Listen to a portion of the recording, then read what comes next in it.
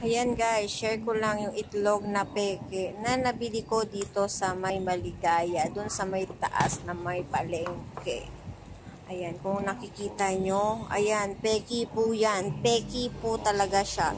Kasi, na bilog siya, at saka yan, pag binutas mo siya, hindi siya talaga yung nabubutas. Diba dapat kapag itlog, kapag krinak mo na hinawakan mo lang, ano na siya. Ayan, hindi po, parang papel. Papel na plastic po. Ayan, tingnan niyo po, hindi po siya nawawarak or naghihiwalay-hiwalay. At wala pong amoy yung kulay dilaw na yan. Plain lang, walang amoy. Dapat malansa po ang amoy ng itlog eh. Ayan, nakikita niyo po. Ayan, kitang-kita po.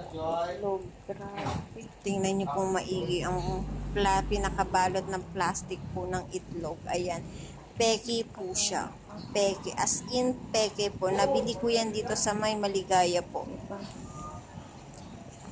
Dito sa may Fairview, ayan, check niyo po ah. Ayan, tingnan niyo po ah.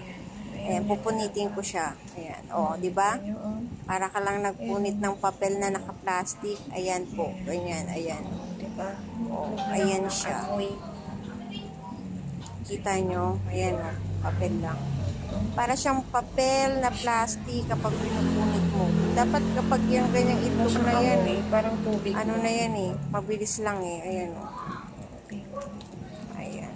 Peke po talaga. First time ko maka-encounter ng itlog na peke.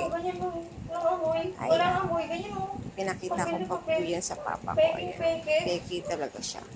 Muntik na namin yan mailuto. Yung mga kasamahan niya na iluto na eh.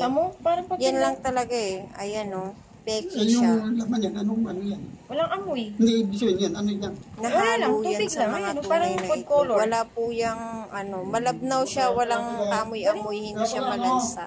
Double yolk. Oo, wala. Ayan. Huwag ka na bibili noon. Kasi wala namang tabi mo. Wala namang Diba? Kaya ingat po tayo guys sa mga binibili natin lalo na pagkain. Bye!